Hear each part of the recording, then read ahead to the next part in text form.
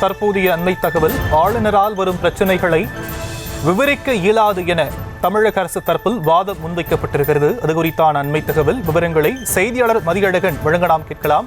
மதியழகன், எந்த வழக்கில் தமிழக அரசு இந்த வாதத்தை முன்வைத்திருக்கு? மேலும் விவரங்கள்.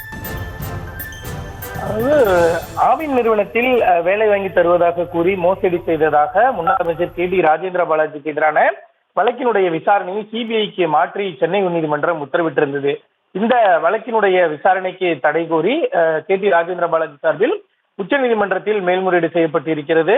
இந்த மனு நீதிபதிகள் பங்கஜ் மிட்டல், SVN பாட்டி அமர்வில் விசாரணைக்கு வந்தது. அப்பொழுது தமிழக அரசு சார்பில் ஏற்கனவே KD ராஜேந்திர பாலாஜி லஞ்ச வழக்கு விவகாரத்தில் நடவடிக்கை எடுப்பது தொடர்பாக அனுமதி கோரி அந்த கோப்பு ஆளுநர் வசம் இருப்பதாக தெரிவிக்கப்பட்டது. மேலும் லஞ்ச குற்றச்சாட்டு வழக்கில் ராஜேந்திர பாலாஜிக்கு எதிரான குற்றப்பத்திரிகையும் தயார் செய்யப்பட்டு விட்டதாக தெரிவிக்கப்பட்டது. இதனையடுத்து நீதிபதிகளை பொறுத்தவரை இதற்கு முன்னர் ராஜேந்திர பாலாஜி வழக்கில் விரைவாக குற்றப்பத்திரிகை தாக்கல் செய்வோம் என அரசு தரப்பில் தெரிவிக்கப்பட்டது.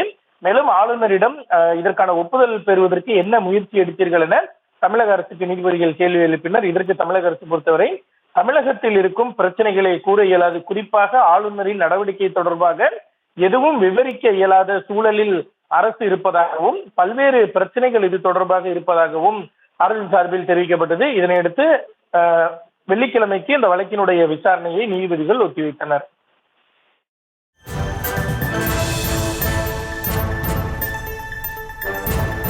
தற்போதைய விவரங்களுக்கு நன்றி மதியழகன்.